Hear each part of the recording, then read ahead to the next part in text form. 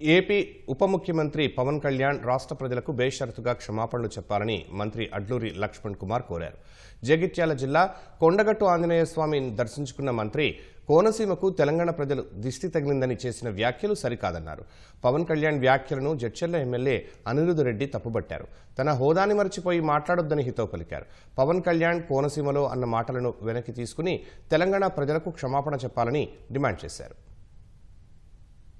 ఆంధ్రప్రదేశ్ ఉప ముఖ్యమంత్రి వర్యులు పవన్ కళ్యాణ్ గారు ఆంధ్ర రాష్ట్ర కోనసీమకు సంబంధించిన ప్రాంతానికి వారి తోటలు గాని వారి కొబ్బరికి సంబంధించిన చెట్లు గాని నష్టం జరిగితే తెలంగాణ ప్రజల యొక్క కన్నుబడ్డదని చెప్పేసి మాట్లాడడాన్ని తీవ్రంగా ఖండిస్తున్నాం. ఎందుకంటే తెలంగాణ ప్రజలు కూడా ఒక మంచి మనసున్న కైండ్ హార్ట్ ఉన్నటువంటి తెలంగాణ ప్రజలు. పవన్ కళ్యాణ్ గారు ఏ సినిమా కూడా రిలీజ్ చేస్తే వేలాది మంది అభిమానులు పెద్ద ఎత్తున స్వాగతం పలికి గొప్పగా అభిమానిస్తారు తెలంగాణ ప్రజలు. మరి అలాంటి పవన్ కళ్యాణ్ ఆంధ్ర రాష్ట్ర ఉప ముఖ్యమంత్రిగా బాధ్యత గల నాయకునిగా ఉండి తెలంగాణ ప్రజల మనోభావాలను దెబ్బతినే విధంగా మాట్లాడినందుకు తక్షణమే బేషరతుగా తెలంగాణ ప్రజలకు క్షమాపణ చెప్పాలి.